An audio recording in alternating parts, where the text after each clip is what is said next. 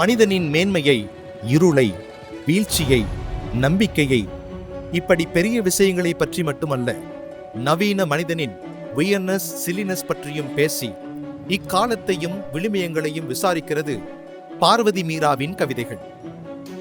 எந்நேரமும் பிளாஸ்டிக் சிரிப்போடு இருக்கும் சுமைலி மனங்களின் அழுகையையும் பிதற்றல்களையும் பதிவு செய்யும் இத்தொகுப்பு பெரும் திறப்பை படித்தவர் மனதிற்கு கொடுக்கும். உறவுகளில் அன்பில்தான் நாம் ஆழ்ந்த நிறைவை தேடுகிறோம். கவனிப்பு, அரவணைப்பு, பாதுகாப்பு, நேசிப்பு மற்றும் சமூக அக்கறை என எல்லாவற்றிற்கும் ஒரு சிறந்த ஆரோக்கியமான தொடர்பின் சொல்முறையாகவும் நித்திய அமைதியை கொண்டு வரக்கூடிய செயல்முறையாகவும் உறவுகள்தான் இருக்கிறது. உறவின் மீது நம்பிக்கை வைத்து வாழ்ந்தால் இரக்கத்துடனும் அன்புடனும் கருணையுடனும் முற்றிலும் பணிவுடனும் பொறுமையுடனும் மென்மையுடனும் இருக்க முடியும் என்பதே அதன் மகத்துவம். மேலும் ஒருவரை ஒருவர் தாங்கிக் கொள்ள முடியும். எல்லாவற்றிற்கும் மேலாக நாம் ஒருவருக்கொருவர் ஆழமாக நேசிக்க முடியும். ஏனென்றால் உறவென்பது நம் காயங்களை குணப்படுத்தும் மற்றும் ஆன்மாவை பலப்படுத்தும் சாகசக்காரன். அப்படிப்பட்ட உன்னதமான உறவுகளை மையமாக கொண்டு எழுதப்பட்டிருப்பதே இவன் இயற்பெயர் இசையில்லை நூல்.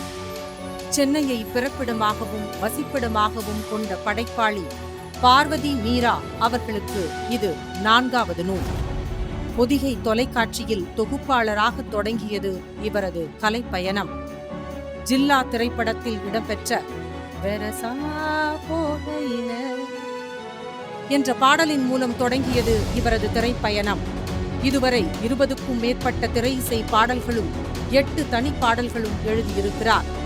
பத்திரிகையாளரும் அரசியல் விமர்சகருமான திருமிகு ஞானி அவர்கள் நடத்திய பரீட்சா என்ற குழுவில் நாடக கலைஞராகவும் இருந்திருக்கிறார்.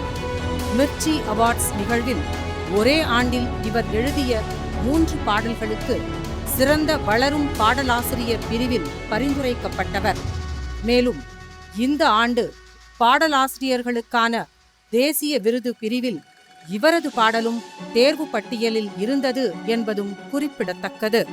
படைப்பின் 10ஆம் ஆண்டு விழாவில் இச்சிறப்புமிக்க படைப்பாளியின் மதிப்புமிக்க இந்நூலை வெளியிடுவதில் பெருமை கொள்கிறது உங்கள் படைப்பு.